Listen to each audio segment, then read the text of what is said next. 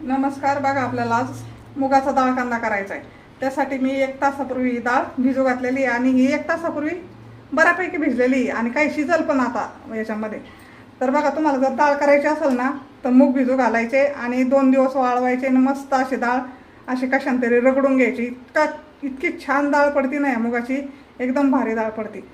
तर ही आपली घरची मुगाची डाळ आहे. घरची डाळ असल्यामुळे बघा हे असे डोळ त्याच्यात राहतात, टरपाले वगैरे असतात, काही थोडे थोडे थोडे थोडे असे टरपाले दिसतात तुम्हाला बघा. आणि एकदम सोप्या पद्धतीने आणि टेस्टी आपल्याला डाळ कांदा करायचा आहे असा एकदम मस्त. तर आपण त्यासाठी गॅस पेटवू. आता पातेलं ठेवलं आहे गॅसवर. आपण तेल टाकू त्याच्यामध्ये.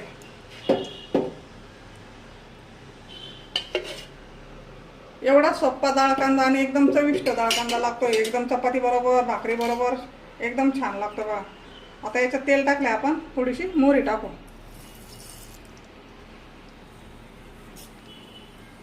मोहरीला चांगलं तडतडून द्यायचं आहे आपल्याला.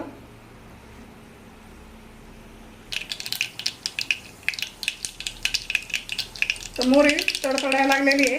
इकडे आपण हिरव्या मिरचीचे तुकडे घेतलेले आहेत आणि कांदा घेतलेला आहे. अगोदर आपल्याला कांदा टाकायचा याच्यामध्ये.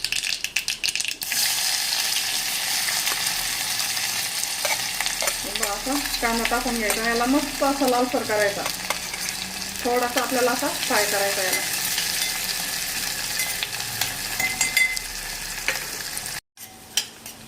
हे बघा, याला असा मस्त थोडासा कलर येऊन द्यायचा आणि इथे असं साईडला घ्यायचा. थोडासा लसूण आहे, आपण असा इथे लसूण टाकून देऊ. कांद्यामध्ये फ्राय होऊन जातो लसूण. हिरवी मिरची पण आपण अशी त्यात टाकून देऊ. आता तुम्हाला वाटलं असं तुम्ही लाल तिखट पण टाकू शकता, पण लसूण अशी हिरवी मिरचीचे तुकडे आणि लसूण जर टाकला ना तर छान डाळ कांदा होतो बघा, एकदम मस्त होतो. नाहीतर तुम्ही मिरचीचा रगडा पण टाकू शकता. लसूण, हिरव्या मिरच्या आणि असा रगडा करून तुम्ही तो टाकू शकता. असं कांद्यामध्ये एकत्र करायचं सगळं. लसूण, मिरची, कांदा असं एकत्र करून घ्यायचा आणि थोडंसं याला फ्राय करून घ्यायचं मस्त. लाल तिखटापेक्षा हिरवी मिरचीचा डाळ कांदा आहे ना एकदम छान लागतो बघा खायला, एकदम चवदार आणि सोपी रेसिपी एकदम. 10 मिनिटात डाळ कांदा आपला होतो. किती जरी डाळ भिजवली ना तरी आपल्याला थोडीशी डाळ शिजून घ्यावाच लागते बघा. त्याच्यासाठी ना मुगाची डाळ तुम्ही आधी 1-2 तास जरी भिजू घातली ना तरी चालतं बघा.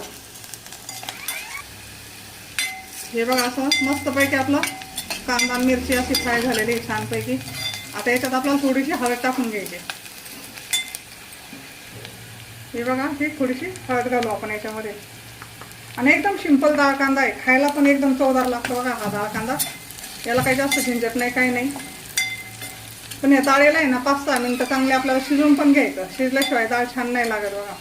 किती जरी भिजलेली असली ना तर शिजून घ्यावंच लागते डाळ. आता याच्यामध्ये आपल्याला डाळ घालायची.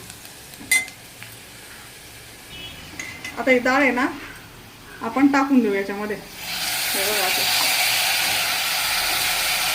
कांदा तुमच्या आवडीप्रमाणे घालायचा, जास्त कमी, कारण की मी थोडासा कमीच टाकलेला आहे.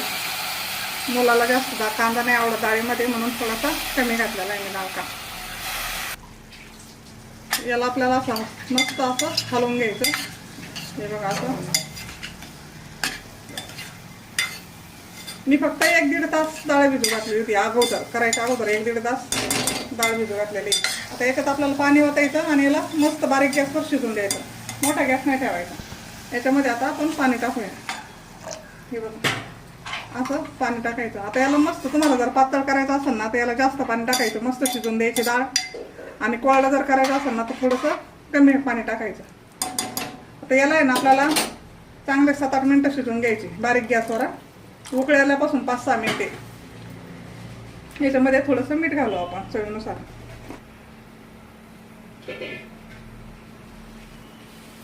चवीनुसार मीठ टाकायचं आहे आणि परत आपल्याला असे हलवून शिजून द्यायचे याला मस्त बारीक गॅसवर. असे 1 नंबर डाळ कांदा लागतो बघा, 1 नंबर. असं गरम गरम चपाती, गरम गरम डाळ कांदा आहे ना, एकच नंबर. तर याला आता शिजून देऊ आपण 5-6 मिनिटे. हे बघा, आपला डाळ कांदा आता शिजत आलेला आहे. आता तुम्हाला जर वाटलं ना तुम्ही असं पण याच्यामध्ये असं थोडंसं पाणी ठेवू शकता, नाही का, पातळ असं थोडासा. खूप छान लागतं बघा, चपाती बरोबर खायला तर एकच नंबर लागतो. किंवा याच्यापेक्षा जरा सुका पण ठेवू शकता. तर मी आता थोडासा सुका करते बघा. तर बऱ्यापैकी आपली डाळ पण आता शिजत आलेली आहे, पाहू शकतो मी. हे बघा अशी डाळ, आणि डाळ जर शिजली ना तरच छान लागते बघा खायला, एकदम मस्त. तर याला थोडंसं आपण आता शिजून देऊ. त्या अगोदर आपण थोडीशी कोथिंबीर घालू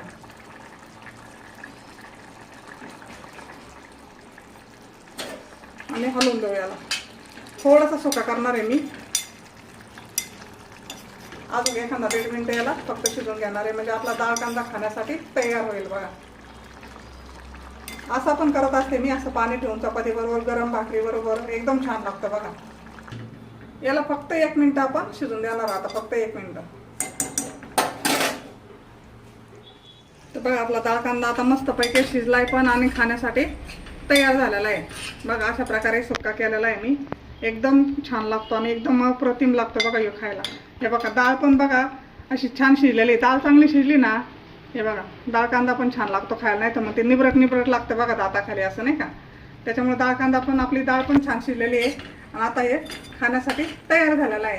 तर आपण आता गॅस बंद करू आणि जेवायला घेऊ. हे पाहू शकता तुम्ही.